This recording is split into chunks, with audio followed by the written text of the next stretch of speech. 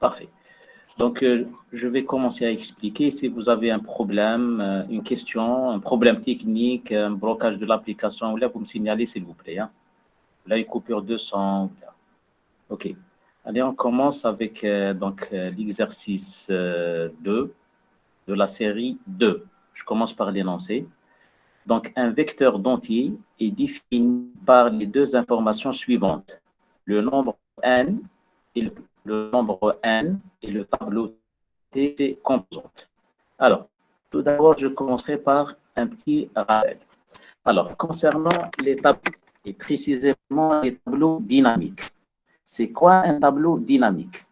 Un tableau dynamique, c'est un espace contigu, composé de plusieurs éléments. Chaque élément contient une information qui peut être de n'importe quel type. D'accord? Le plus important, c'est que c'est un espace contigu. C'est quoi un espace contigu? C'est-à-dire les éléments, les cases sont juxtaposées, l'une devant l'autre, l'une devant l'autre. L'intérêt, c'est quoi? L'intérêt. Si nous avons l'adresse du premier élément, on peut déduire l'adresse du deuxième, l'adresse du troisième, et ainsi de suite. D'accord? Que chaque élément du tableau, chaque élément de l'espace contigu a une adresse, a sa propre adresse. Et si on a l'adresse du premier élément, je pourrais déduire l'adresse du deuxième. D'accord? Alors, si on suppose que l'adresse du premier, c'est A1, d'accord? Par exemple, pour un tableau d'entiers, ou bien pour un espace contigu qui contiendra les entiers. Quelle sera l'adresse du deuxième élément, s'il vous plaît?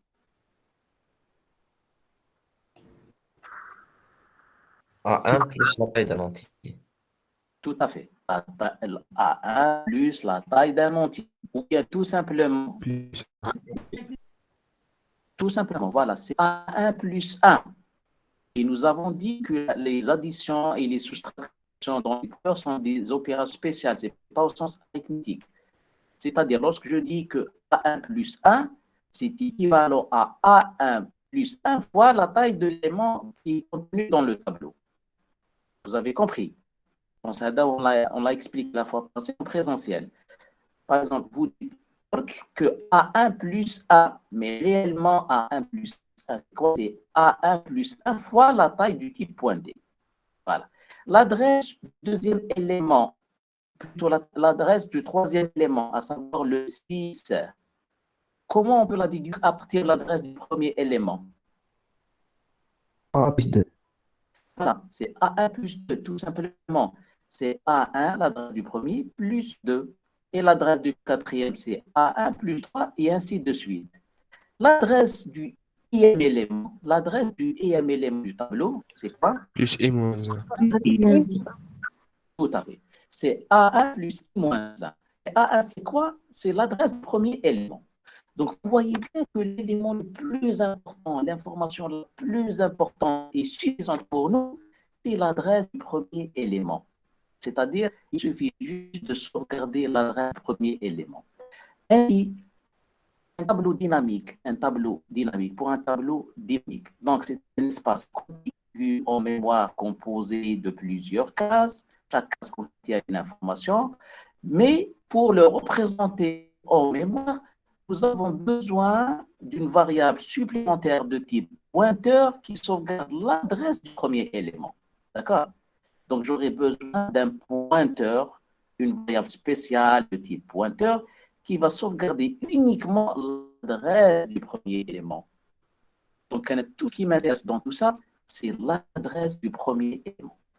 Donc, pour représenter un tableau dynamique, donc vous avez besoin d'une variable pointeur qui va contenir l'adresse du premier élément et vous avez besoin de allouer d'une manière dynamique, c'est-à-dire à l'exécution d'un espace contigu composé de n cases, ou bien qui va contenir n valeurs. D'accord? Voilà. Donc, c'est les tableaux dynamiques. Tableau dynamique, donc finalement, c'est quoi? Nous avons besoin d'un pointeur qui contient uniquement l'adresse du premier, parce que je peux déduire toutes les restes, toutes les adresses restantes, d'accord, je peux les déduire. Donc, j'aurai besoin uniquement de A1 et le reste, je peux le déduire. Donc, j'aurai besoin de la variable et l'espace contigu qui va contenir les valeurs et qui a autant de cases que d'éléments. Un rappel toujours, les tableaux dynamiques sont alloués à l'exécution, pendant l'exécution. Contrairement aux tableaux statiques que vous avez vus en première année, ils sont alloués à la compilation. Avant même de commencer l'exécution, qu'est-ce qu'on fait en première année? On déclare un tableau avec une taille max et la notion est faite automatiquement.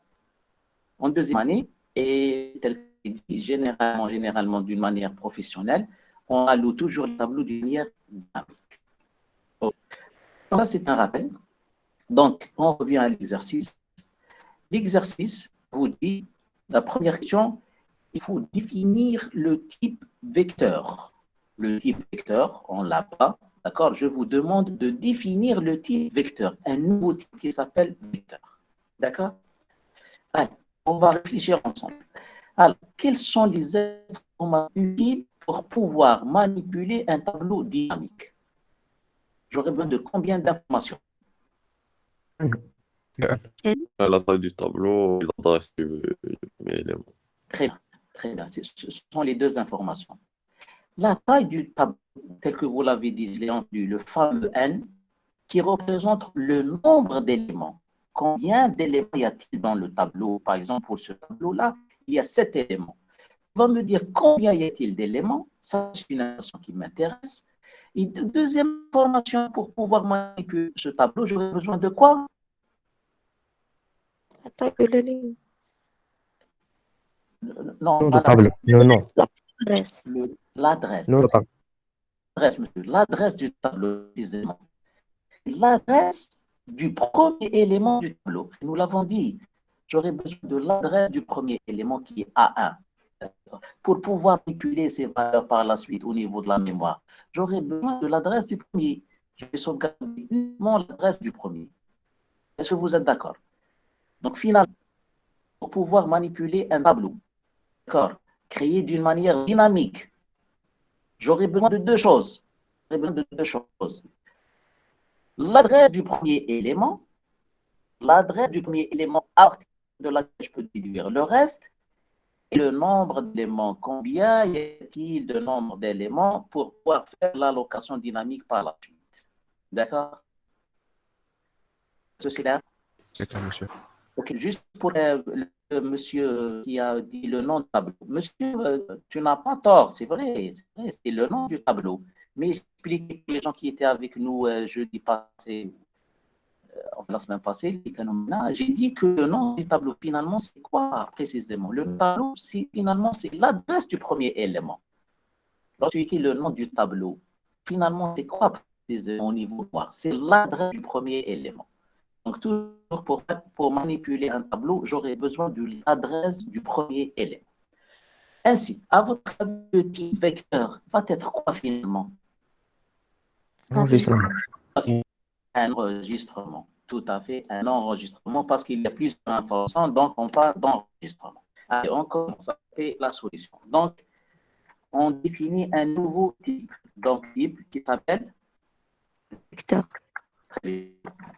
TD, donc essayez d'interagir s'il vous plaît. Il n'y a pas un mot, donc on va essayer de travailler en type vecteur. Ça va être Enregistrement. enregistrement. Ok. Combien de champs? Deux champs. Deux champs. Deux champs. Le premier, comment on va l'appeler? N. Allez. Disons table. Ok. Table, ensuite table. Le tableau lui-même. Et le type de tableau. Pointeur. Un Pointeur. Très bien, très bien. Formidable. Donc, c'est un pointeur. Bien sûr, pour déclarer un pointeur, ça va être un chapeau et on spécifie le type pointé. Très bien. Pointeur sur. Parce que ce qui m'intéresse, c'est cette variable qui m'intéresse, qui va contenir le reste du tableau. Donc, T, c'est un pointeur sur un entier. C'est tout. Ensuite, Le nombre des éléments. voilà, le nombre des éléments, par exemple, un de type voilà, entier et fin d'enregistrement. Voilà. Ce sont les deux informations qui m'intéressent. L'adresse du premier élément du tableau, c'est un pointeur, et le nombre d'éléments. Et ces deux informations suffisent pour manipuler un tableau dynamique. D'accord? Voilà. Donc, ça, c'est pour le type vecteur.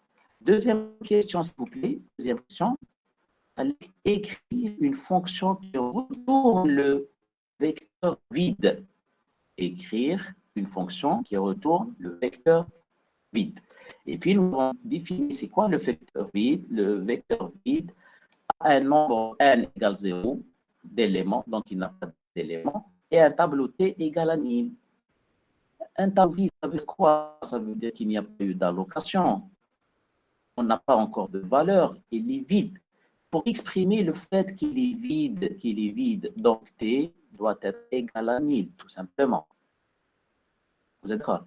Il n'y a pas d'élément, aucun élément, donc aucun espace qui a été alloué. D'accord? Donc le nombre d'éléments est égal à 0. Et ici, le nombre d'éléments est égal à 0 pour exprimer le fait qu'il n'y a pas eu encore d'allocation, il n'y a pas eu encore d'éléments à manipuler, t va recevoir nil. D'accord? Allez. Donnez-moi le fond, s'il vous plaît. Donc, ça va être vecteur. Vide. Voilà, vecteur vide. OK. Est-ce que ça va être une fonction, une procédure? Fonction. Fonction. Pourquoi une fonction? Parce qu'elle retourne un résultat. Pointeur. Tout à fait. Elle retourne un seul résultat. Donc, elle renvoie un seul résultat. Donc, c'est typiquement une fonction. OK? Une fonction. Qu'est-ce que je donne à cette fonction? Qu'est-ce que je lui donne? Et 1. Hein? Oui. Première réponse. Deuxième réponse. Le vecteur. Je lui donne le vecteur. OK. Si je lui donne les vecteurs, elle, qu'est-ce qu'elle va me donner dans ce cas? Un vecteur. Un pointeur. Je lui donne un vecteur, elle m'envoie un vecteur. Un Non, pointeur. on ne pas de vecteur, il y a un pointeur vers ce vecteur qu'elle va créer. Mais vecteur vide, on n'a pas de taille, on n'a pas d'éléments. Nous avons dit que le nombre d'éléments. Rien, monsieur, rien. Aucun paramètre. Ok, mais je ne lui donne rien du tout. D'accord, vecteur vide. La fonction va me renvoyer le vecteur vide. On n'est pas encore au stade de l'allocation ou bien du remplissage. Nous avons dit le vecteur vide, c'est-à-dire il n'y a pas d'élément. Je ne lui donne pas le 0, c'est pas la peine. D'accord? Donc, c'est elle qui a créé le vecteur vide. Il n'y a aucun élément. Donc, je ne lui donne rien du tout. C'est elle qui va me renvoyer une variable de type vecteur. D'accord? Alors, dans ce cas, quel est le type de retour? Le résultat est de quel type? Un pointeur. Voilà. Vecteur. C'est ce type-là. C'est le type que nous avons créé tout à l'heure. D'accord? Le type que nous avons créé tout à l'heure. Donc, c'est une fonction qui s'appelle vecteur vide. Je ne lui donne rien du tout. C'est elle qui va me renvoyer un vecteur vide. D'accord? Allez, les variables locales à la fonction. Vecteur. Variable locale. Qu'est-ce que j'ai dit là? Un vecteur. Le vecteur. Un vecteur. Voilà, un vecteur. Pourquoi je déclare un vecteur? Que représente la variable de type vecteur? Qu'est-ce qu'elle représente? Elle est tournée. Exact. Résultat retourné. D'autres termes? Qu'est-ce qu'elle représente cette variable? Le vecteur vide.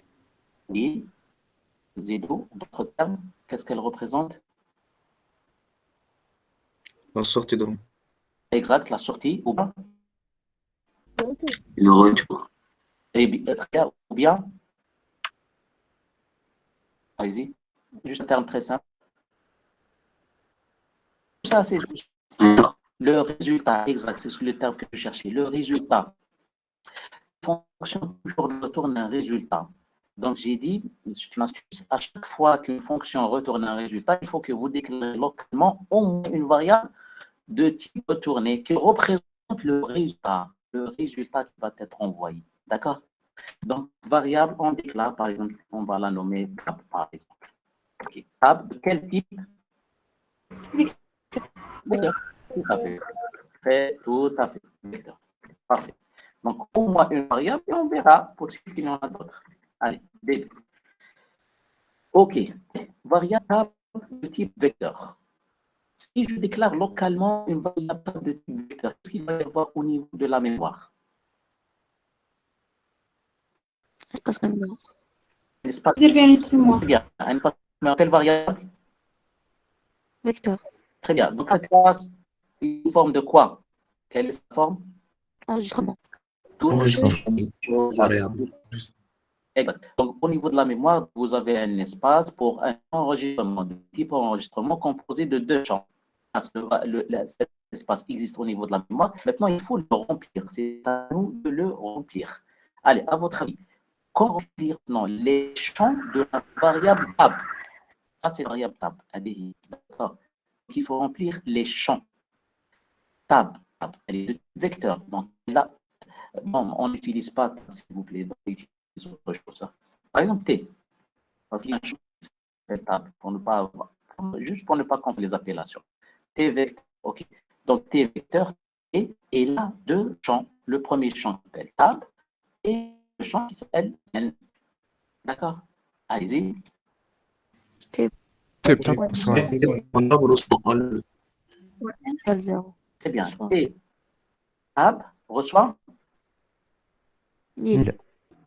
Nil. Est-ce que tout le monde est d'accord qu'il s'agit de Nil?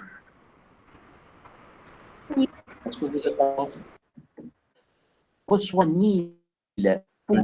Voilà, pour expliquer le fait que c'est un tableau vide, il n'y a pas eu d'allocation, on n'est pas encore au stade de l'allocation, c'est un tableau vide, aucun élément. Et puisqu'il s'agit du pointeur d'une adresse, donc exprimer le fait qu'elle ne contient rien, il faut lui affecter nil. D'accord, c'est un tableau vide. Très bien, pour le premier champ. Pour le deuxième champ, n'oubliez pas le deuxième champ aussi. Donc T. Point. Petit point 1. Reçoit 0. Reçoit 0. Voilà, reçoit 0 pour dire qu'il n'y a pas encore d'éléments à manipuler.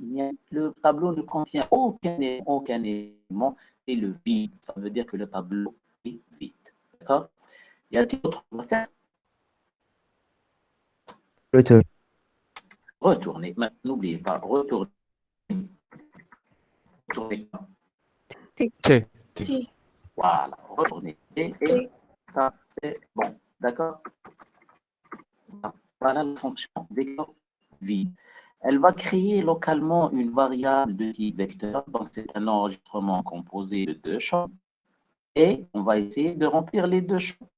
Le premier champ, le pointeur va le remplir avec nil pour dire qu'il n'y a pas eu encore d'allocation, que le vecteur est vide.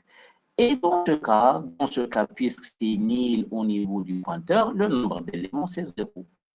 C'est bon, on a rempli les deux champs. Donc, la variable T, elle est complètement remplie et qui joue le rôle des résultats. N'oubliez pas à la fin de la retourner. Vous allez retourner la variable T, c'est un enregistrement. En quelque sorte, c'est un résultat composé ici. On retourne tout un enregistrement. D'accord? C'est clair pour cette première question? C'est bon? Oui, monsieur. OK. Très bien. OK. Donc, ça, c'est pour le vecteur vide. Troisième question. Écrire une fonction allouée vecteur, pour laquelle on donne un nombre d'éléments qui alloue dynamiquement l'espace pour les nombres composant le vecteur et retourne ce vecteur. En d'autres termes, je vous demande maintenant de construire ce tableau-là, d'une manière dynamique. C'est-à-dire à l'exécution. Donc, je vous demande de remplir ou bien de créer cette structure. Donc, bien sûr, une création dynamique. Alors, pour créer un tableau d'une manière dynamique, j'aurais besoin de quoi? Exact. J'aurai besoin de la taille du tableau. La taille du tableau ou bien le nombre d'éléments. N'est-ce pas? Et c'est l'avantage. Voilà, c'est l'avantage de l'allocation dynamique. Si on était dans une allocation statique, on aurait alloué le maximum. Et nous avons vu que cette méthode de travailler n'est pas intéressante. On risque de perdre beaucoup d'espace. Donc, tout l'intérêt dans l'allocation dynamique, c'est de réserver un espace sur mesure, exactement en fonction du besoin. Donc, en cours d'exécution, si vous avez besoin de N valeurs, par exemple, 7 valeurs, vous allez faire une allocation, une réservation pour exactement 7 valeurs. Ça, c'est intéressant. D'accord? Donc, je vous demande de créer un vecteur. D'accord? Allez, on commence. À votre avis, donc l'action, on va l'appeler allouer vecteur. Allouer vecteur. Alors, ce que je donne à cette action paramétrée pour la création, Le nombre des éléments. le nombre d'éléments. La taille de tableau. Ah, c'est juste la taille du tableau ou le nombre d'éléments manipulés, le fameux N. Notre fameux N que vous avez manipulé même en première année. Le type en type. D'accord? Quel est le type de transmission de N? Entrée ou bien entrée-sortie? Vecteur. Entrée. Entrée. Juste entrée. D'accord? Si je te donne le nombre d'éléments, tu ne vas pas modifier le nombre d'éléments. C'est une information que je te donne pour que tu puisses faire l'allocation dynamique. Donc, tu ne vas pas changer le N. Dans ce cas, c'est typiquement un paramètre transmis en entrée, puisqu'on ne va pas le changer. D'accord? Donc, si je te donne, tu as besoin pour créer le tableau, certes, tu as besoin du nombre d'éléments, mais tu ne vas pas modifier ce paramètre. Donc, c'est un paramètre transmis en entrée. Autre chose, quels sont les autres paramètres à transmettre? Y a-t-il d'autres paramètres? Non. Sûr. Vous êtes d'accord? Il n'y a pas d'autres paramètres? Monsieur, est-ce qu'on passer le vecteur et puis remplir? Pourquoi le passer pour le remplir, sachant que je peux tout faire à l'intérieur? Oui, c'est vrai. C'est une manière de voir les choses, mais peut-être qu'il y a mieux. Alors, voilà. Donc, le fait d'hésiter, le fait de ne pas trouver d'autres paramètres, ça veut dire qu'il n'existe pas d'autres paramètres. Ça veut dire que le N, le seul N suffit. Effectivement, il suffit. Pour allouer un vecteur, j'aurais besoin uniquement du N et c'est tout. D'accord? Ok, parfait. Et je ferme. Maintenant, cette action paramétrée, est-ce que c'est une fonction, une procédure? Fonction. Voilà, typiquement une fonction, la preuve, je lui ai donné quelque chose et je m'attends qu'elle me renvoie quelque chose en retour. Donc, typiquement, une fonction, elle va me renvoyer un résultat. C'est typiquement une fonction, le fameux input-output dont on a parlé en cours. Une fonction, je lui donne quelque chose, elle me renvoie un résultat. D'accord? Je lui donne le nombre de n, qu'est-ce qu'elle me renvoie? Vecteur. Voilà, donc elle me renvoie voilà, un résultat de type vecteur. D'accord? Ok. Les variables locales. Variable locale à la fonction. Variable locale à la fonction. Variable. Variable vecteur. Voilà, un réflexe. Donc, minimum, il y aura une variable type vecteur. D'accord? Qui va représenter le résultat renvoyé par la fonction. La fonction va renvoyer un résultat. D'accord? Ce résultat, on va le constituer, on va le construire au niveau de la variable T. C'est la variable T qui va être renvoyée par la suite. C'est le résultat. D'accord? Donc, à chaque fois qu'il y a une fonction, sûrement il y a une variable de type vecteur qu'on va remplir et qu'on va renvoyer par la suite. Donc, minimum vecteur, minimum une variable de type vecteur. Possible qu'il y en a d'autres. D'accord? Allez, on commence. Début. Allez, on commence par quoi? par la fonction vecteur vide. Alors, vecteur vide. Ici, on va faire une allocation pour n cases. On va faire une allocation pour n cases, une allocation dynamique pour n cases. Donc, pour être honnête avec vous, donc lorsque je déclare t comme étant une variable du vecteur ici, donc au niveau de la mémoire, j'ai déjà une variable déclarée localement pour laquelle il y a une réservation d'un espace au niveau de l'espace d'exécution de la fonction. Pour la variété, c'est un enregistrement. Donc, je peux commencer par remplir les deux champs, n'est-ce pas? Les deux champs directement de la variable t. Je peux le faire.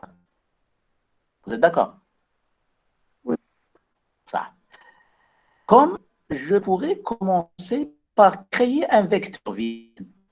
Tout d'abord, je peux créer un vecteur vide. Ensuite, je vais mettre à jour les champs. Est-ce que vous avez compris? Donc, je peux créer un vecteur vide. Ensuite, je vais mettre à jour les champs. Ou bien, je peux aller directement vers les champs. D'accord? C'est quoi l'utilité de créer un vecteur vide? Là, honnêtement, il y a deux utilités. نكتب الكود وما نقول لك c'est quoi l'utilité. D'accord? Il y a في الحقيقة deux motifs. Faites-moi confiance et suivez-moi, je vais expliquer pourquoi. Monsieur, Alors, oui, لو كان نكريو ان فيكتور فيد ما نديرش لا فاريابيلتي. si, c'est regardez, سي بون c'est elle qui va recevoir justement le vecteur vide. D'accord. D'accord?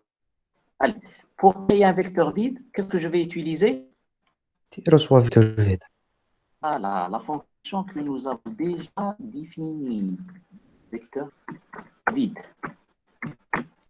Vous voyez, lorsque je fais t égale vecteur vide, cette fonction fait quoi, vecteur vide? Donc, la création a été faite. La création a été faite par la fonction vecteur vide. Et le champ tab égale à 1000 et le champ n égale 0. Est-ce que vous êtes d'accord? Donc, c'est vecteur vide a déjà créé la variable, sauf que le premier champ est égal à 1000 et le deuxième champ est égal à 0. Maintenant, qu'est-ce qu'on fait? Mettre à jour les champs. Pardon? Mettre à jour les champs. Mettre à jour les champs, la mise à jour des champs. D'accord? Alors, comment se fait la mise à jour des champs? Qu'est-ce qu'on fait? T.1 majuscule reçoit 1. Très bien. T.n reçoit 1 minuscule. ça, très bien. T.n reçoit n. Est-ce que vous êtes d'accord? Oui. Parce que nous sommes en train de créer maintenant, nous sommes en train de créer un vecteur pour n valeur, pour n éléments. Ça, c'est la première étape. C'est comme s'il s'agit d'une phase d'initialisation, D'accord? Mais maintenant, il faut mettre à jour les champs. C'est-à-dire maintenant, j'ai un élément. Il faut que je fasse une allocation dynamique pour un élément. Alors, avant de faire l'allocation dynamique, donc il faut juste spécifier le nombre d'éléments qui est n. Donc, dorénavant, ici, t.n est égal à 0, tel que spécifié par la vecteur vide, par la fonction vecteur vide. Maintenant, je mets à jour le champ t.n égale n. C'est bon, j'ai écrasé le 0 et j'ai mis n. En plus, qu'est-ce qu'il faut faire? Location. Très bien, c'est le moment de faire l'allocation. C'est le moment de faire l'allocation parce que t égale à 1000, d'accord, lorsque le vecteur est vide, mais maintenant il faut le remplir.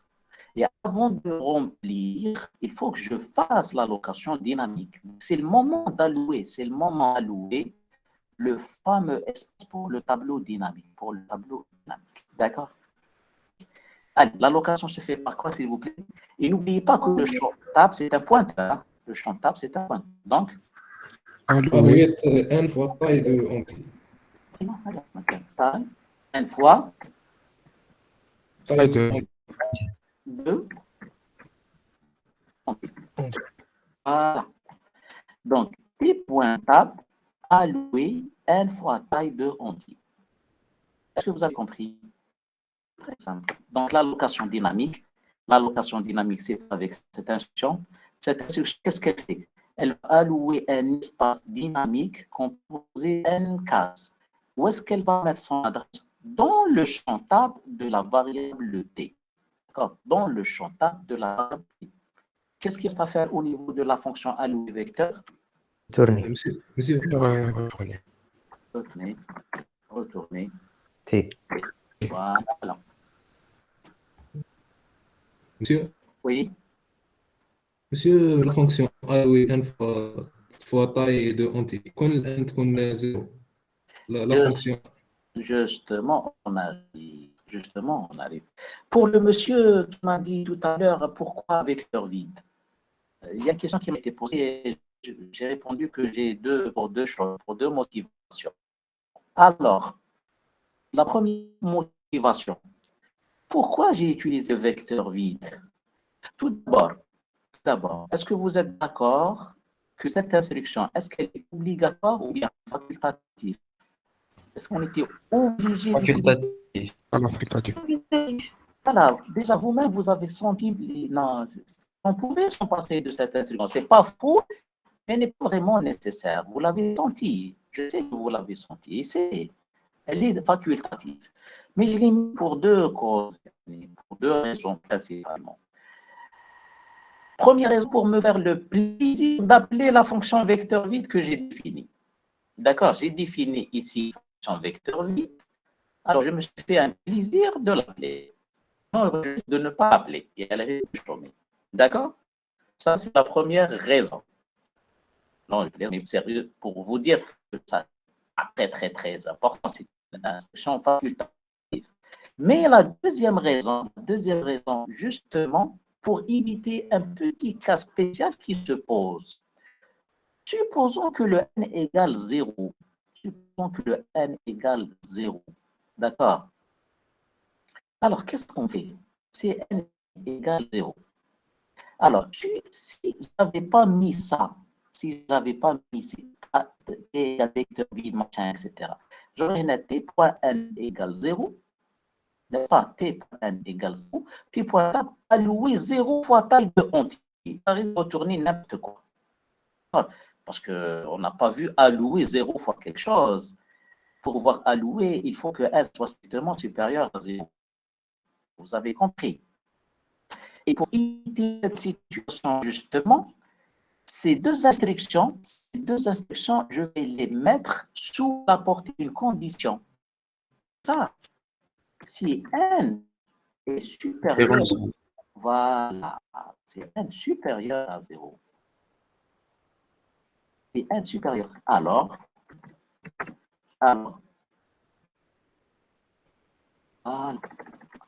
si n supérieur à 0, alors t point n reçoit n, t point n reçoit alloué n va taille. D'accord? Si. Maintenant, si n égale 0, qu'est-ce qui va se passer? Ça va retourner le vecteur vide. Tout à fait. Elle va retourner le vecteur vide grâce à cette instruction. Moi, j'ai anticipé. C'est-à-dire vecteur vide. Au pire des cas, elle va retourner le vecteur vide. D'accord? Si n égale 0, eh ben, je vais retourner le vecteur vide. D'accord? Si n est supérieur à 0, je vais mettre à jour les champs, les deux champs. D'accord? C'est l'intérêt d'utiliser cette fonction. C'est une initialisation en quelque sorte pour t. Ensuite, le test. Si n égale 0, donc je ne fais rien et je retourne le vecteur vide pour débiliser le vecteur vide. Il n'y a pas eu d'allocation et donc ce pointeur égale à nil. Si n supérieur à 0, tant mieux. Donc, il va suffire d'écraser les anciens champs et de mettre à jour les nouveaux champs.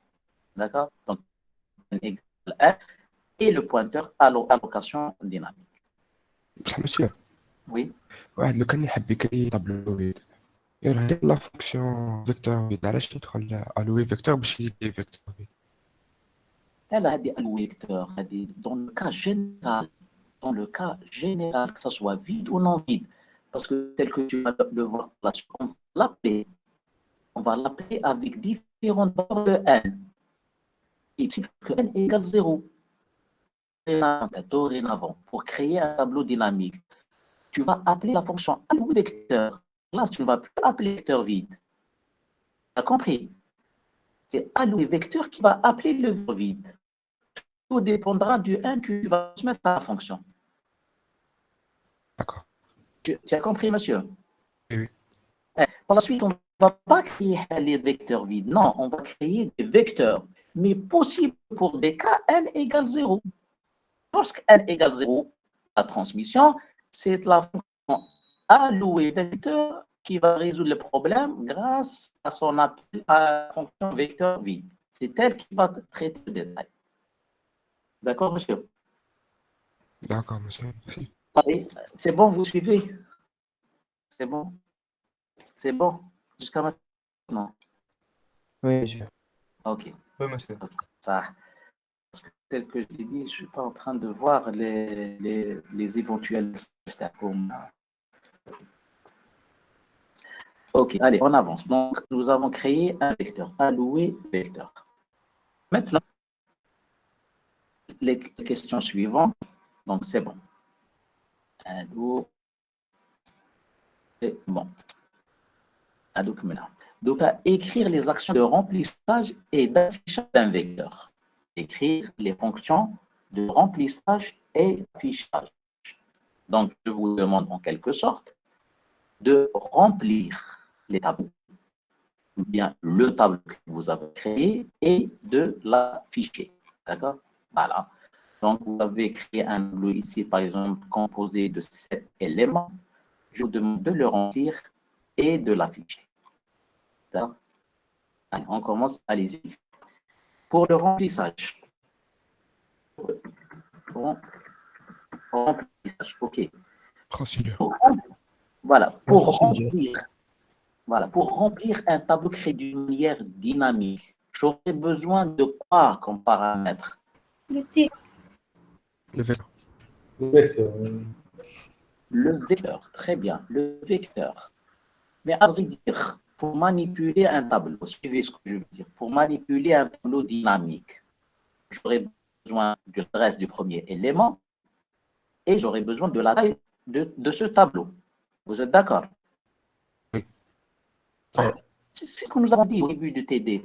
Pour manipuler un tableau dynamique, nous avons besoin de deux choses. Et rappelez-vous de ça même lorsque vous êtes en TP. Pour manipuler un tableau dynamique, vous avez besoin de l'adresse du premier élément et vous avez besoin du nombre d'éléments. Parce qu'à part l'adresse du premier élément, je vais dire toutes les adresses. Et j'ai besoin de connaître combien il y a d'éléments dans le tableau. C'est-à-dire, je commence à partir de la première adresse et j'irai jusqu'où. D'accord?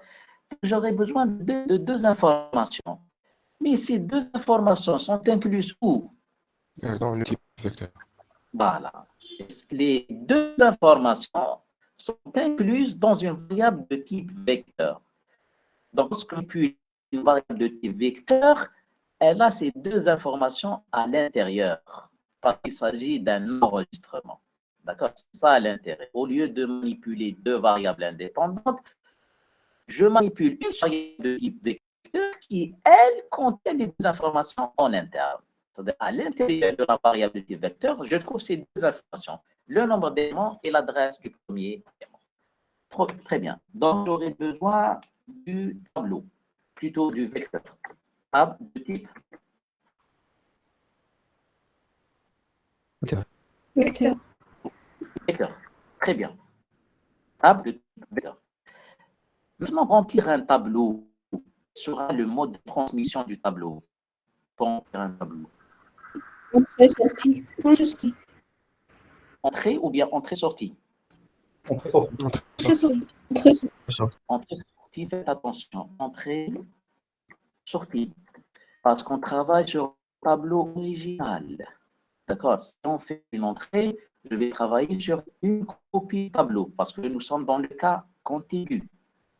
D'accord? Si je fais en entrée, je vais travailler sur une copie du tableau. D'accord? Donc, entrée, sortie. Et dès qu'on parle entrée-sortie, donc ça va être certainement une procédure.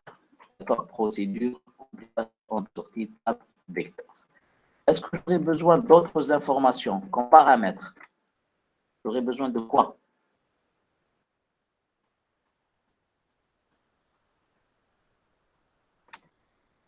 J'aurais besoin de la figure. C'est tout. C'est tout. Parce que les deux informations sont incluses dans le variable tab. C'est un enregistrement. D'accord? Donc, tab est un enregistrement. Donc, il y a le pointeur vers le premier élément, il y a l'adresse du premier élément. Donc, ça va me suffire. Et c'est tout. D'accord? OK. Allez, y a-t-il de variables locales possibles? Il s'agit d'une procédure donc possible qu'on ait des variables locales. Donc, variable, on verra par la suite. À chaque fois qu'on aura besoin d'une variable, on va la déclarer. Allez, début. Allez, pour remplir un tableau, s'il vous plaît, pour remplir un tableau, tab de type vecteur. En fait, lorsque vous transmettez tab en entrée-sortie, ça veut dire que le tableau a été créé. D'accord? A été créé ailleurs. Par quelle fonction? Par quelle fonction? Alloué vecteur. Alloué vecteur. Tout à fait. Par la fonction alloué vecteur. C'est-à-dire, l'espace dynamique a été alloué, les champs sont mis à jour, sauf que jusqu'à maintenant, le tableau n'a pas encore de valeur. Il faut juste mettre les valeurs à l'intérieur. Les valeurs 3, 21, 6, 13, il faut les mettre à l'intérieur. Donc, la création dynamique a été faite, la structure a été allouée, maintenant le remplissage, il manque de remplissage. Donc, il suffit juste de remplir. Par quoi on va remplir, s'il vous plaît? Boucle. Il s'agit d'une Une boucle. Par boucle. Pour une boucle, par une boucle, d'accord? Par boucle ordinaire. Cette boucle va de A à quoi? De 1 à point 1. De 1 à Voilà. Voilà. Très bien. Voilà. Le I va de la première case jusqu'à la énième case, jusqu'à la dernière case, jusqu'au nombre max. Le nombre max de valeurs, je le trouve dans le champ 1 de la variable tab. D'accord? Parce que tab contient les deux informations, le pointeur sur le premier élément et le nombre max d'éléments ou bien le nombre d'éléments. Donc, I allons de A à tab 1. Faire. Faire. Lire tab. Lire la valeur. Lire, ok. Où est-ce que je vais lire? Tab. Tab. T2E. Et T2E. Pointé. voilà. Donc, lire. Tab, ça c'est le nom d'enregistrement. Ensuite, point T, c'est le tableau. Ce tableau dynamique a été créé de manière dynamique. Et on spécifie l'indice. L'indice qui va de 1 jusqu'à 1. Parce que, tel que je l'ai dit, après avoir créé un tableau dynamique, je le crée d'une manière dynamique. Ça a été créé d'une manière dynamique au niveau de la fonction allouée, ici. D'accord? Ici, ça a été créé. Mais à partir de cet instant, comment on a nommé le champ? Tab. Monsieur. C'est tab.tab. Tab. Des appellations. Donc, tab. Juste des appellations. Okay. D'accord. Juste des appellations. Faites attention au nom des champs. Hein. D'accord. Donc, c'est V. Point tab. Tab. Oui. D'accord. Voilà. Donc, V.tab. D'accord. Donc, lire V, la variable V, d'accord. On s'adresse au champ tab, le champ tableau de l'indice I, parce que tab a été créé ici d'une manière dynamique. J'ai créé le tableau I d'une manière dynamique, mais après avoir créé le tableau dynamique, je le manipule comme étant statique, comme s'ils étaient statiques. Donc, c'est le fameux tab I. Vous avez compris? Vous retrouvez le tab I, le fameux tab I que vous avez l'habitude de manipuler. Tab I. Sauf que tab I, dans ce cas, c'est un champ dans la variable V. Il n'est pas traité d'une manière indépendante, lui seul. Donc, il fait partie de la variable V. Donc, cette variable V a deux champs, le champ N et le champ tab. Et pour le champ tab, il s'avère que c'est un tableau. Donc, pour chaque case, il faut spécifier l'indice. Et c'est tout. D'accord? Est-ce que c'est clair? Juste faites attention au nom des variables, c'est Madame Akin. C'est bon pour la fonction, pour la procédure en page? Oui, monsieur. OK, d'accord. Et l'action duale, on vous demande d'afficher l'affichage. Ça, c'est pour le remplissage. Maintenant, je vous demande d'afficher l'affichage. Alors, qu'est-ce que je donne à l'action? Le vecteur. Le vecteur. Variable de type. Ah, bien. Vecteur.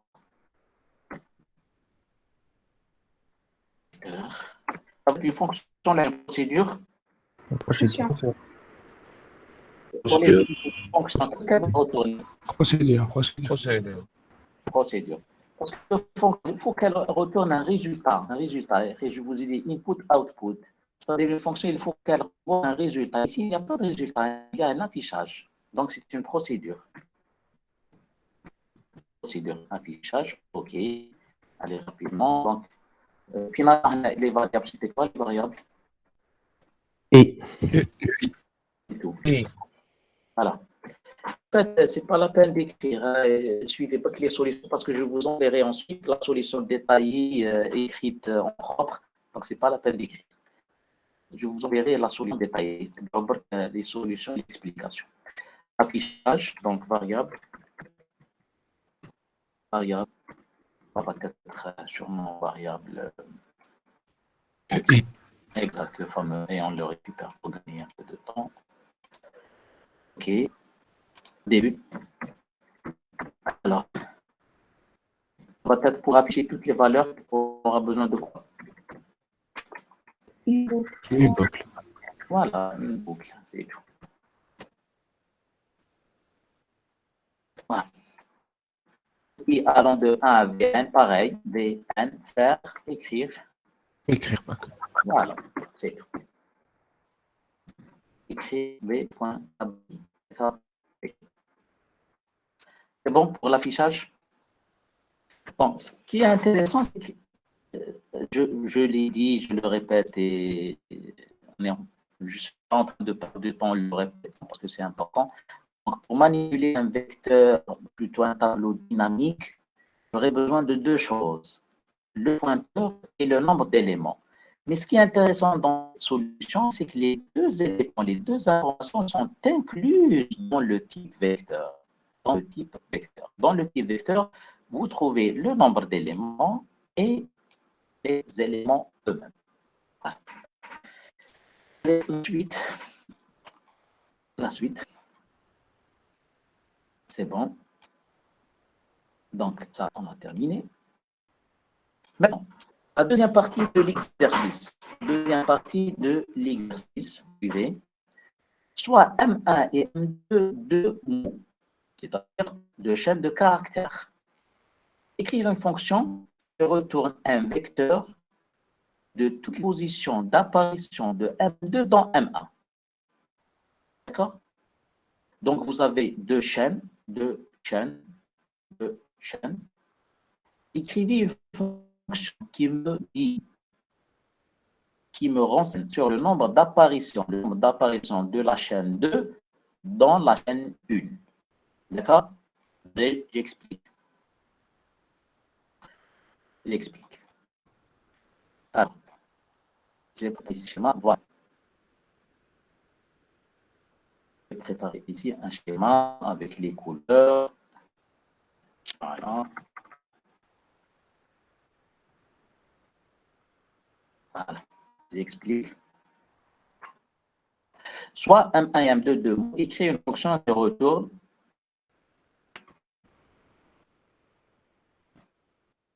Voilà. qui retourne un vecteur de toutes les positions d'apparition de M2 dans M1. Allez, un exemple. M2, c'est A, A. M1, A, A, B, A, etc., etc., etc. D'accord? Dis-moi, la chaîne est dit A, A.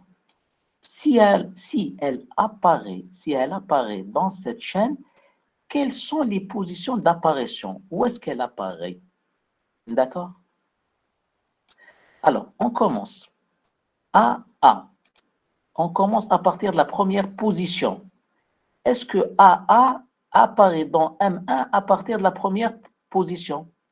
C'est-à-dire, est-ce que je trouve la chaîne AA dans la chaîne M1 à partir de la première position? Oui ou non? Oui. Oui. Oui. Oui. Oui. Oui. Alors, AA, donc on la trouve ici. Donc, elle est là. AA. D'accord? Donc, elle se trouve dans la première position. A, c'est bon. Et du coup, j'ai récupéré la position A. Donc, elle apparaît à la position 1. Maintenant, dans la position 2, est-ce que AA apparaît dans cette chaîne à partir de la position 2? Non. Non. Non. Non, à partir de la position 2, nous avons la chaîne AB. Donc, elle n'apparaît pas à la position 2. Vous avez compris? OK. Maintenant, la position 3. Vérifiez, est-ce que la chaîne AA apparaît dans la chaîne M1 à partir de la position 3? Non.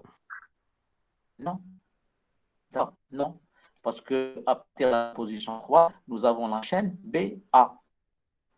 On continue. Est-ce que la chaîne AA apparaît dans la chaîne M1 à partir de la position 4? C'est ça la position 4. Est-ce que oui ou non?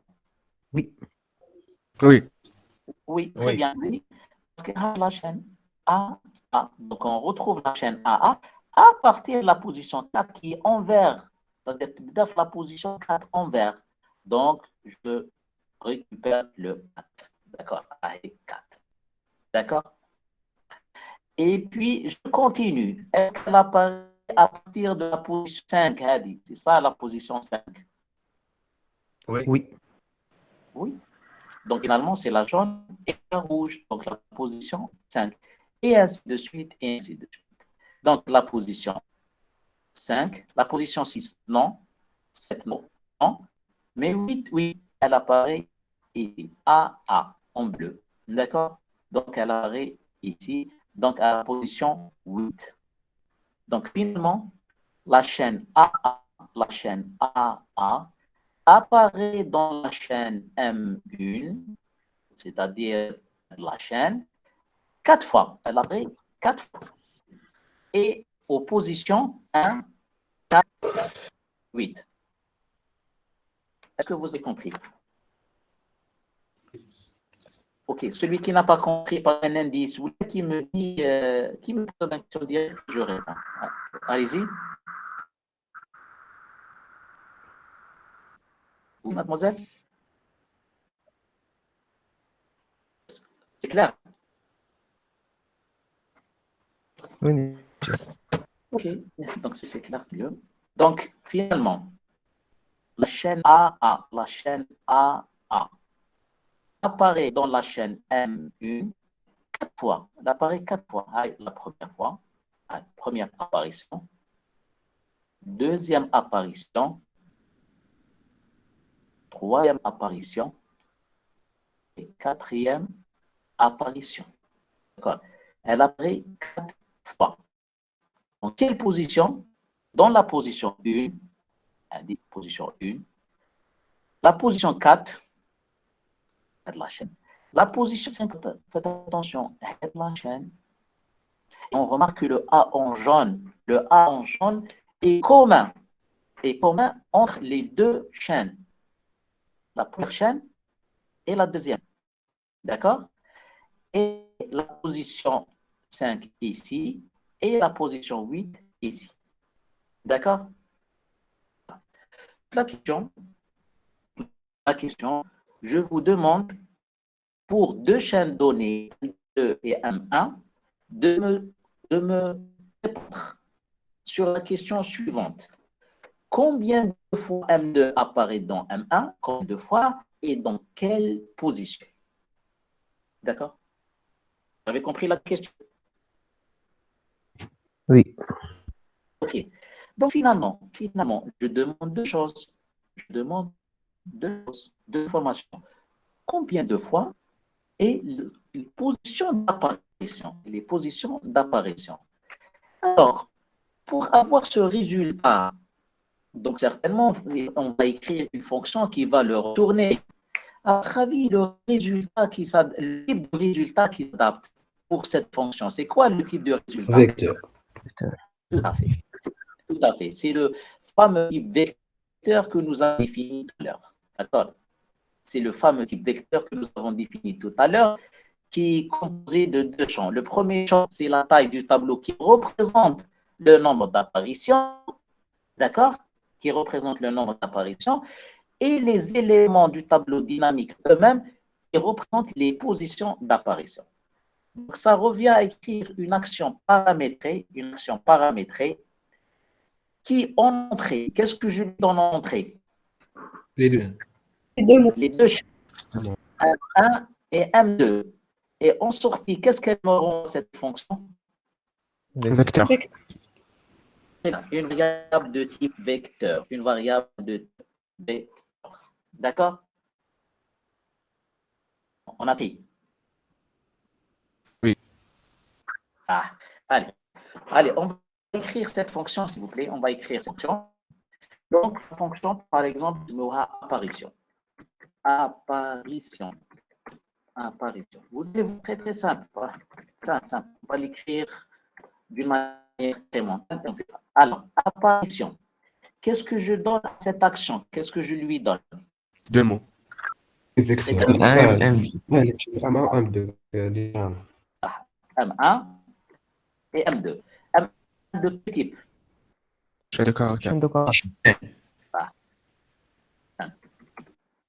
Et M2? Pareil. Très bien. Le mode de transmission est à l'échelle M1 et M2. Le mode de transmission. En entrée. Entrée.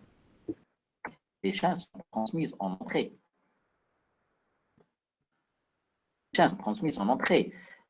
Vous allez juste travailler sur les chaînes, ce n'est pas une raison pour les détruire ou bien pour les changer. D'accord? Donc, ça va être des paramètres transmis en entrée. Y a-t-il d'autres paramètres pour la fonction à transmettre à l'action? Non. Donnez-moi juste 30 secondes. 30 secondes, s'il vous plaît. Je reviens. Interruption.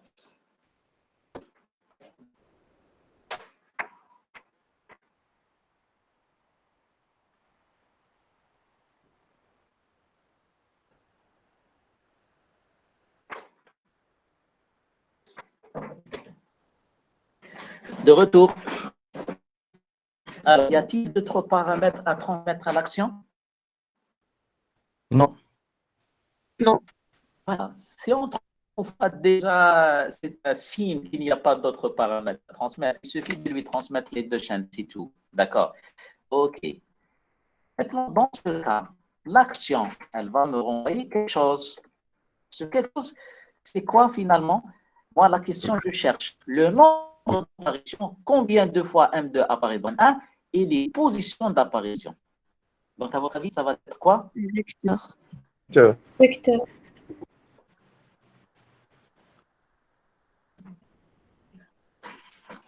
Deux secondes.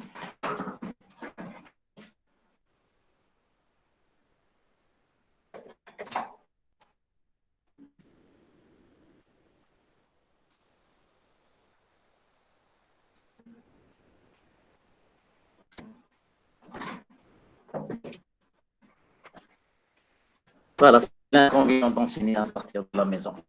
Voilà. Donc, résultat, oui. Vecteur. Avec. Très bien. Résultat, c'est vecteur. D'accord. OK.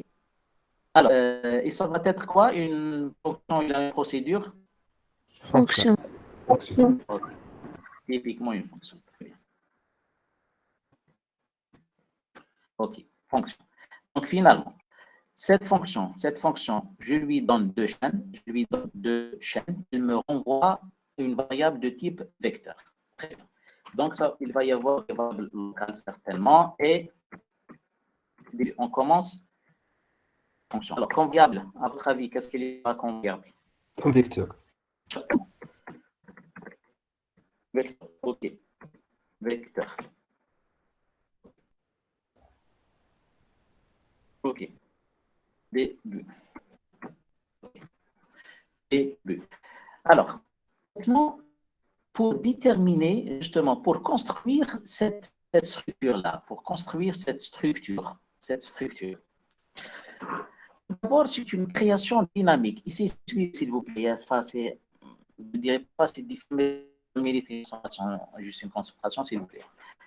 Alors, pour pouvoir créer une telle structure, alors, j'aurais besoin de faire une déclaration tout au début. Il faut que je déclare cette structure. Et pour la déclarer, j'aurais besoin du nombre d'apparitions de M2 dans M1 pour créer le tableau dynamique qui contient les positions d'apparition. D'accord? Pour pouvoir le créer d'abord, j'ai besoin de connaître combien de fois M2 apparaît dans M1. D'accord. Déjà, pour une allocation dynamique, ici, le tableau, par exemple, un tableau 4, il faut que je sache combien de fois M2 apparaît dans M1. Vous êtes d'accord? Oui. Voilà. Donc, déjà, je ne peux pas le remplir en même temps. Bon, le problème est le suivant. Pour pouvoir le remplir, il faut qu'il soit déjà créé. Et pour qu'il soit déjà créé, il faut que je sache combien de fois M2 apparaît dans M1. Vous avez compris? Donc, la solution est la suivante. Donc, il me faut, dans le premier temps, il faut que je sache combien de fois M2 apparaît dans M1, combien de fois pour pouvoir faire l'allocation dynamique. Et dans une deuxième étape, il faut remplir cette structure dynamique. Est-ce que vous avez compris? Oui. Oui. Les autres, est-ce que vous avez compris? Oui, monsieur. Voilà. Ouais. Voilà. Donc, dans un premier temps, première étape, il faut que je vérifie combien de fois M2 apparaît dans M1, combien de fois. D'accord? Pour faire l'allocation dynamique, dans une deuxième étape, je vais remplir l'allocation dynamique. Je vais remplir le vecteur que je viens juste de créer. D'accord? مثل ما نقدرش زعما ليست en même temps كنحوس على شحال من مرة تتعاود Une liste. زعما باش نعمرو لي تخشي البلاصة وين صبنا M2 M1 Tu veux dire une liste chaînée ou pas? C'est quoi? وين اللي شتينا ماناش في ليست، انا في الطابلو. اوكي سي انا في le tableau. Lui, c'est autre chose. Et lorsqu'on traite une structure, il faut qu'on se limite à cette structure. Bien sûr, l'objectif de maîtriser la structure. Vous avez compris? وكذا نديرو فيكتور نالويوه شغل لطايت نعمرو فيه بعد على الاخر نديرو لوفي هذاك شغل نديرو الوكاسيون تاع لاطاي تاع شغل ماشي لاطاي تاع هذاك شغل انكريمونتيو شغل ان فاريابل شغل شحال كاين باريسيون تاع اف ام 2. Le problème, c'est le tableau dynamique que tu vas créer, le tableau dynamique. Par exemple, pour le tableau dynamique, c'est 4. La taille c'est 4. D'accord? La taille c'est comment avoir avec le nombre 4. Avec le 4, avec شغل فاريابل تاع كيما نصيبو شغل une apparition. Justement, c'est ce qu'on va faire. C'est ce qu'on va faire. Allez-y. Donc, dans une première étape, il faut que je détermine combien de fois M2 apparaît dans M1. Combien de fois? D'accord? Allez. Pour déterminer combien de fois M2 apparaît dans M1, qu'est-ce qu'on fait? Un compteur. Un compteur, certainement. Il faut premièrement calculer la longueur de M1 et M2. Peut-être j'aurai besoin de la longueur. Donc on verra si j'ai besoin de la longueur. On verra. D'accord. Alors, pour vérifier que M2 est un est une chaîne de M1 à partir d'une position. Bon, le traitement lui-même, il est classique. C'est la première année. Ce qui nous intéresse, c'est l'aspect création dynamique, etc. Mais néanmoins, je rappelle le principe brièvement. تحكم A وتشوف est-ce que A est sous de 1 à partir de la première position. D'accord. On va trouver A, est-ce que c'est une sous-chaîne de M1 à partir de la deuxième position, à partir de la troisième position, et ainsi de suite. D'accord. Bon, c'est un traitement relativement classique. Comme la chaîne M2, où tu vérifies est-ce qu'il y a égalité entre la chaîne M2 et une sous-chaîne de M1 à partir d'une position donnée. D'accord. Donc, l'idée est la suivante. Alors, donc, certainement, il y a une boucle. Je vérifie est-ce que c'est une chaîne à partir de la première position, à partir de la deuxième, à partir de la troisième, et ainsi de suite. Donc, c'est une boucle pour I. Allons de quoi? Pour I de 1 à la longueur de M2 à la longueur de M1 plus 1. Voilà, très bien. Donc, pour I allant de 1, très bien. Je remets mettre un symbole spécial, s'il vous plaît, celui-là.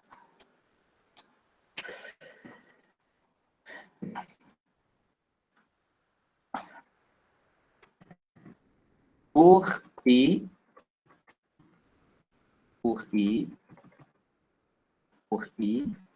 allons de 1 à Longueur de A. Longueur de M1.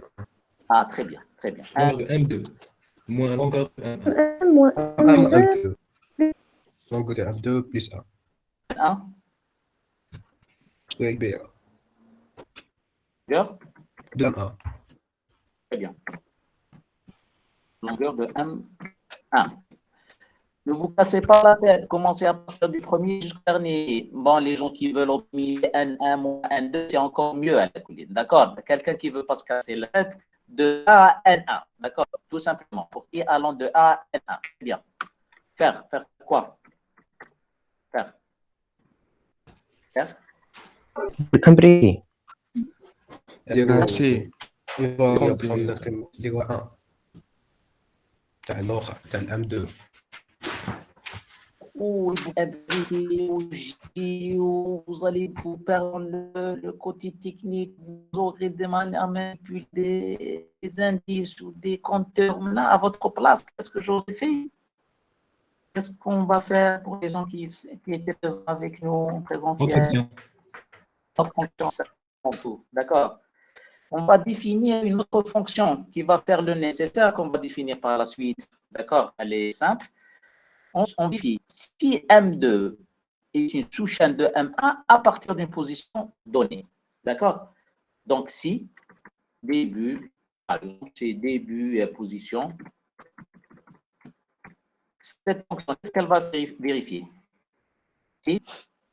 Si M2 apparaît dans M1. Bien. Et M2 apparaît à M1. C'est tout? Oui, la position.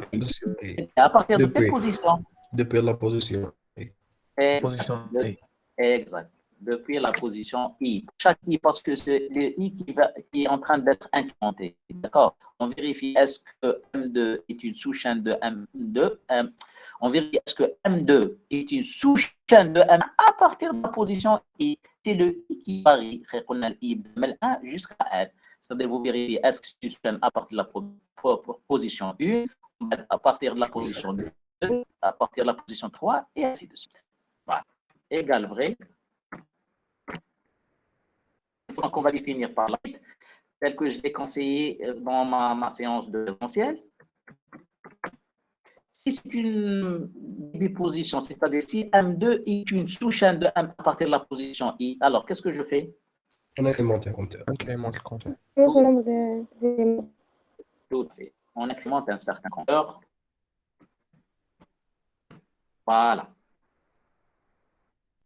Et n'oubliez pas les bonnes habitudes, l'initialisation des compteurs.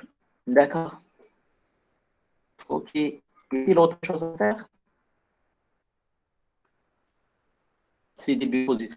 Vous avez compris à dire. C'est début positif. Ça veut dire que M2 est une sous-chaîne de M1 à partir de la position I.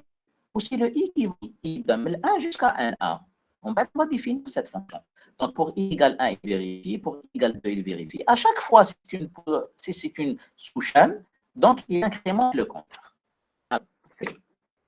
OK. À la sortie. On va louer. Location du tableau. Voilà. Donc, à la sortie de cette boucle, j'aurai une information qui me dit combien de fois M2 apparaît dans M1. Combien de fois? C'est bon. J'ai cerné combien de fois M2 apparaît dans M1. Par exemple, pour ce cas, il va me dire que M2 apparaît dans M1 4 fois. 4 fois. D'accord? Donc, si j'aurais cette information, qu'est-ce que je pourrais faire maintenant? L'allocation. L'allocation de quoi? Le vecteur. Vecteur. L'allocation du vecteur. Quoi je vais le faire? Et recevoir, oui. Allouer vecteur. Très bien. Allouer vecteur, c'est la fonction que nous avons définie tout à l'heure. Cette fonction, pour qu'elle travaille, elle a besoin de quoi comme information? Compteur. Voilà, juste le compteur. Juste le compteur. D'accord. Elle a besoin juste du compteur. Tu lui dis combien de cases y a-t-il et elle va faire le nécessaire. Donc, allouer vecteur. Très bien. Ensuite, c'est bon, j'ai l'allocation, j'ai alloué un tableau d'une manière dynamique, d'accord? Et j'ai rempli le champ.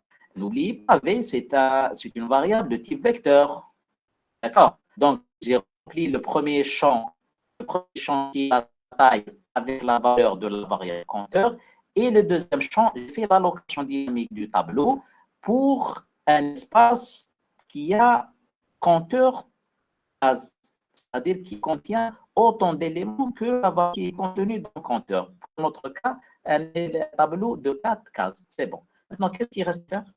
Le remplissage du tableau. Rappeler la solution pour remplissage. Tout simplement. Il faut juste remplir. Et pour remplir, j'aurai besoin de quoi? Boucle. Une boucle classique. Pour I allant de 1 jusqu'à PT. PT. Compteur. Oui. Je fais quoi? M2 égale vrai, alors Oui. V de table reçoit Table de I. Pour I de A, pas CPT. Pas CPT. Ah, monsieur. Oui, mais c'est la même.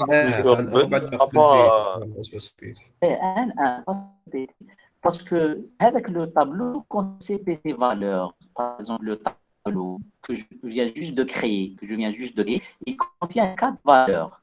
Et pour pouvoir remplir, qu'est-ce que je fais? Justement, j'ai oublié d'expliquer le détail. Non, vous avez créé un tableau de 4 cases, c'est bon, vous l'avez créé. Et maintenant, pour le remplir, qu'est-ce qu'il vous faut? Le tableau. Allez, il faut parcourir toute la chaîne M1. Il faut refaire le parcours de M1. Cette fois-ci, récupérer les indices. Dans le premier parcours de M1, j'ai récupéré juste le nombre. D'accord? Dans le deuxième parcours de M1, je récupère les indices. Et je pense que c'est cette idée qui a toujours, je ne dirais pas posé problème, c'est cette confusion. Est-ce que vous avez bien compris comment on a procédé?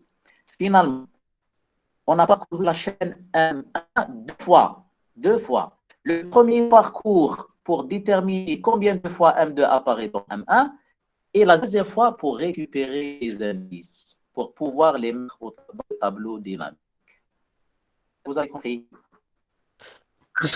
Oui. J'ai pas compris le travail de la fonction début position. Début position, qu'est-ce qu'elle fait? Elle vérifie juste est-ce que M2 est une sous-chaîne M1 à partir d'une position donnée. Et tu fais varier la position. Maintenant, tu vérifies est-ce que c'est une sous-chaîne à partir de la première, à partir de la deuxième, à partir de la troisième, et ainsi de suite. Donc, ça, c'est le premier parcours. C'est le premier parcours juste pour savoir combien de fois M2 apparaît dans M1. Pour que je puisse faire l'allocation dynamique, il me faut un deuxième parcours pour remplir le tableau. ماشي نقدروا نديروا امي نقدروا نديروا امي ما نديرش لا فونكسيون ديال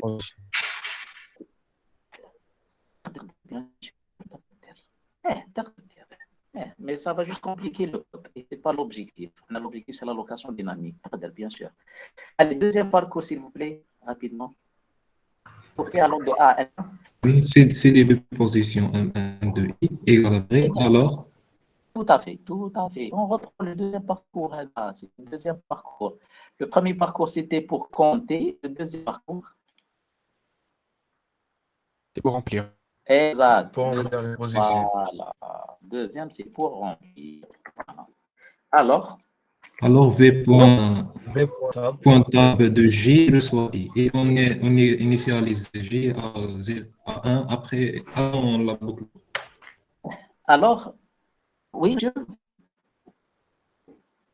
Instruction V point tab de J reçoit I.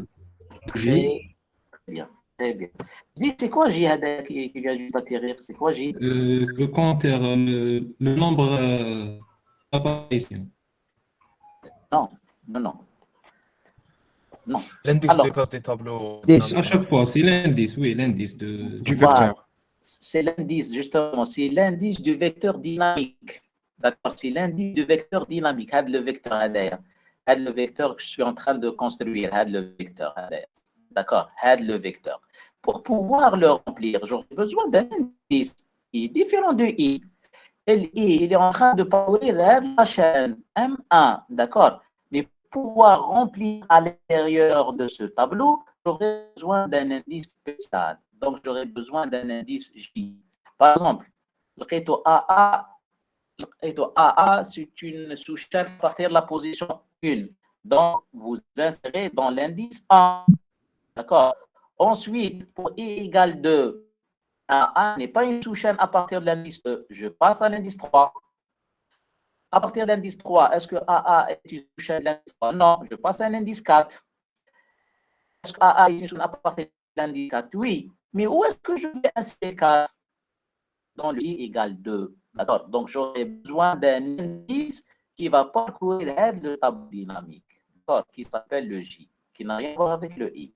Donc, je dois gérer un indice supplémentaire qui est le J. D'accord?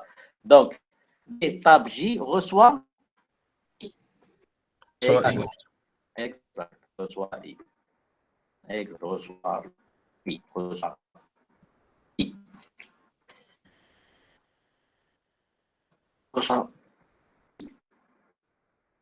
Reçoit I. Voilà. Qu'est-ce qu'il me faut en plus? Incrément de J. On incrémente le J. Très bien. Pourquoi incrémenter le J? Pour passer à deuxième indice. La suivante case. Tout à fait. Pour préparer la prochaine insertion. Tout à fait. C'est Monsieur. Pour préparer la prochaine insertion. Donc, soit vous incrémentez, soit vous insérez, ensuite vous incrémentez, soit vous incrémentez, ensuite vous insérez. D'accord?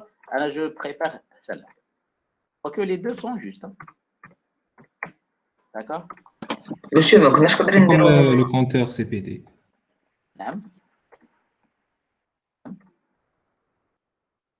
Qu'est-ce qu'il me reste à faire ici? Initialiser le J. Initialisation du J. Très bien. J'initialise avec quoi, J? 0. Très bien. J égale 0. Voilà. Et qu'est-ce qu'il reste à faire? Utilise une boucle tant que J est inférieur à CPT. Qu'est-ce qu'il reste à faire? C'est bon, monsieur. Fais quoi? C'est bon, fais. Diro bac V de 1 reçoit CPT. بس ما درناهاش من الفوق.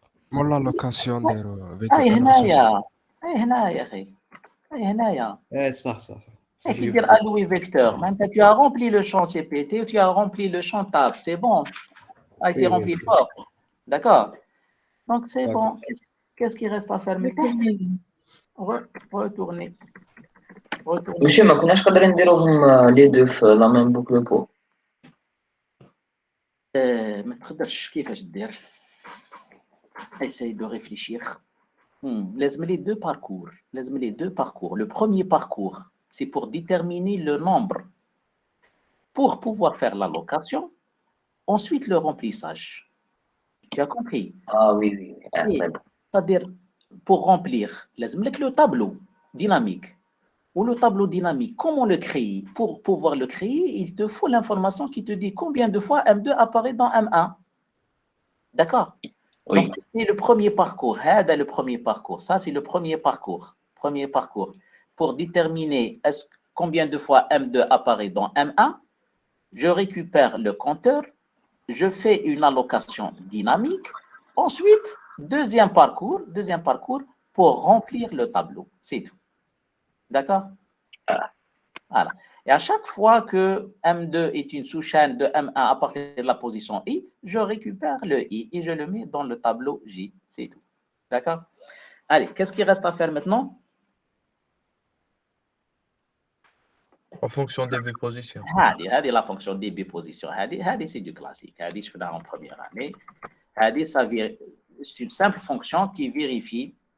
Fonction, vous allez voir, c'est très très simple. Fonction. Et n'oubliez pas avec mon conseil, essayez d'éviter les boucles, etc., l'imbrication, mettez les actions paramétriques que vous allez définir par la suite, c'est plus simple. Donc, allez, qu'est-ce que je lui donne? Les deux chaînes. Les deux chaînes. Les deux chaînes. Où t'en es? La position. La position. Très bien, très bien. كامل en entrée, هذه de type chaîne.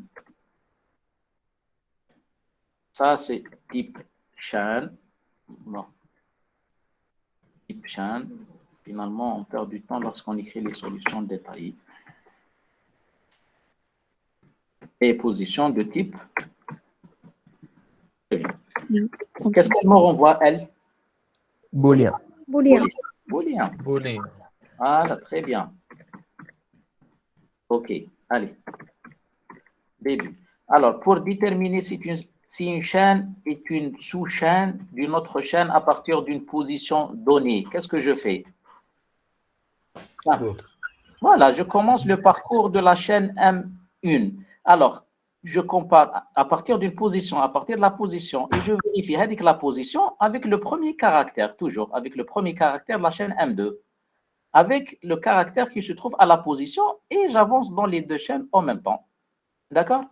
L'idée M2, je commence toujours à partir du premier caractère. Et la chaîne M1, je commence à partir de la position pause qui est spécifiée dans l'action paramétrée. Je vérifie est-ce qu'à partir de la première, à partir de la deuxième, à partir de la troisième position, et ainsi de suite. C'est tout. Alors, qu'est-ce qu'il me faut d'ailleurs? Une boucle tant que, ça c'est du classique, hein, tant que, I, je parcours les deux chaînes. Allez-y. Donc, il me faut un I.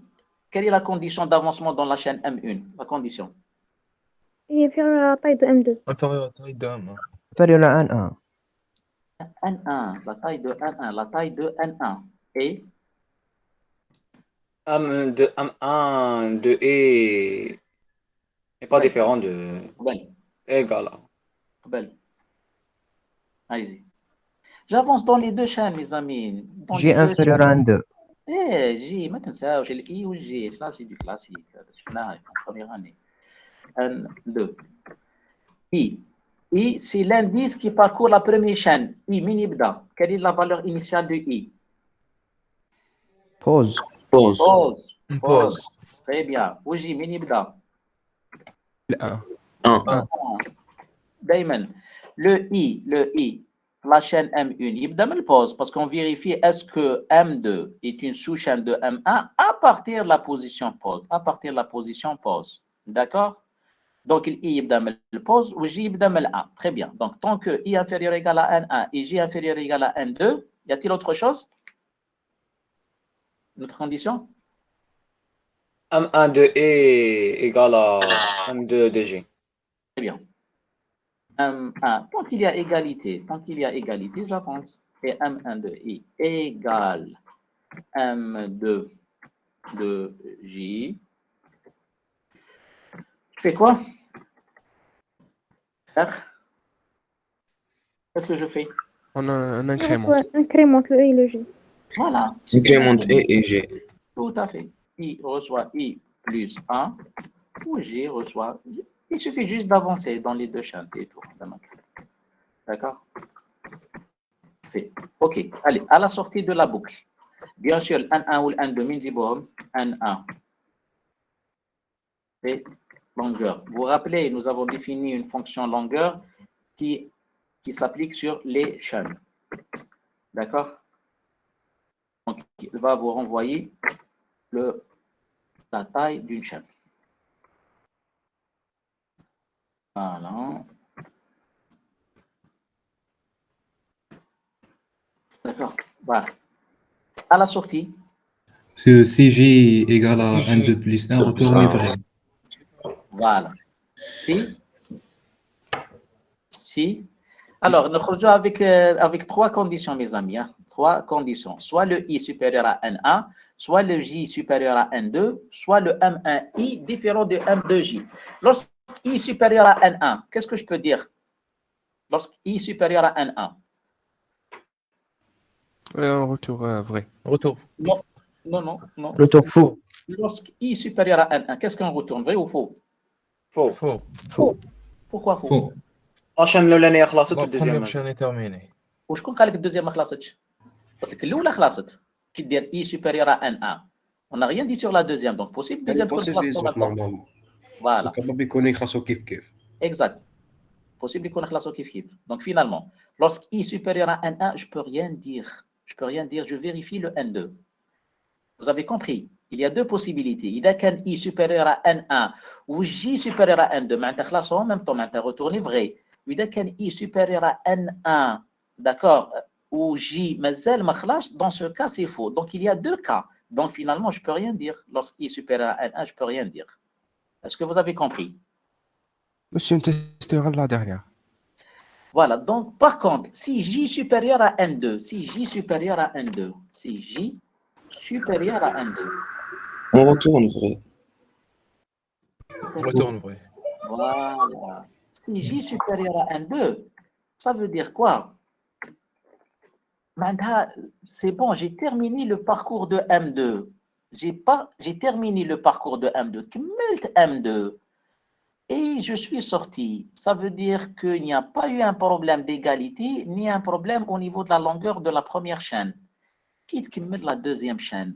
كملت la deuxième chaîne. كملتها. Donc sûrement راك لقيتها في الام1.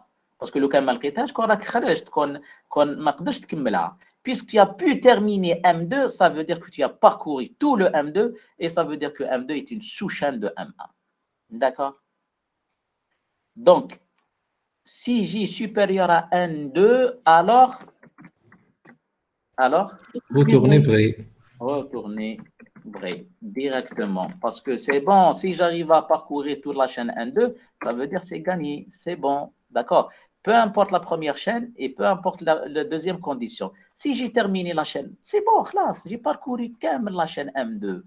Je l'ai trouvé dans M1, donc c'est une sous-chaîne, donc retournez vrai. Sinon, Retournez faux. voilà. Fancy retournez faux. Sinon, il y a deux possibilités. Soit que M1I est différent de M2J, et dans ce cas, M2 n'est pas une sous-chaîne de M1, soit que I est supérieur à N1, mais dans ce cas, I est supérieur à N1 et J n'est pas supérieur à N2. Ça veut dire que la chaîne 1 s'est terminée avant la chaîne 2, et dans ce cas, retournez faux. D'accord? Retournez faux. Voilà. D'accord? Et enfin. Voilà. Et c'est tout. D'accord? Monsieur, Oui. pour éviter le cas où la chaîne M1 تخلص قبل la chaîne M2. وعلاه ما نديروش شغل une condition de l'utilisateur وين لازم la chaîne numéro 1 هي تكون كبيرة ولا chaîne numéro 2 تكون صغيرة. C'est des cas spéciaux, c'est des tests que tu vas ajouter, c'est tout. C'est des tests que tu vas ajouter et les tests sont englobés dans cette solution. Tu as compris? C'est des tests que tu vas ajouter, c'est tout. Oui, monsieur. Oui. كنا قادرين في عندنا نتستيو لي دو نتستيو غير لا ديرنيير إذا يكونوا ديفيرون ديريكت يخرجوا كي يكونوا ايه بصح كي يكونوا ديفيرون وسيبوزو ما يكونوش ديفيرون نتوما راه دوني فغي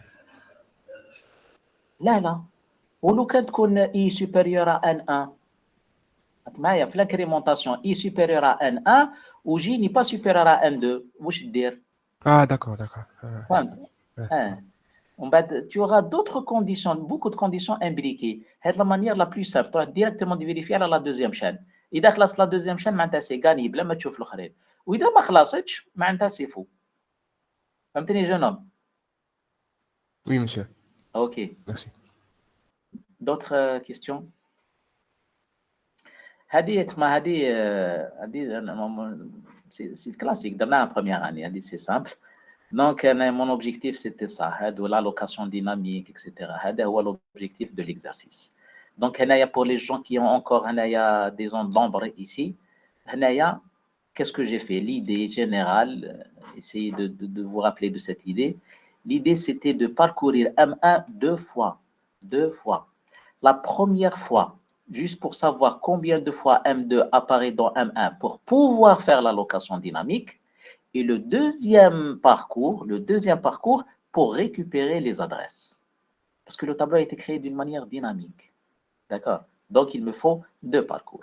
Et pour ne pas se perdre dans les boucles internes, etc., j'ai proposé de faire sortir le traitement à pas sous forme d'une fonction qui vérifie juste est-ce que M2 est une sous-chaîne de M1 à partir de la position I. D'accord? Voilà. Y a-t-il des questions?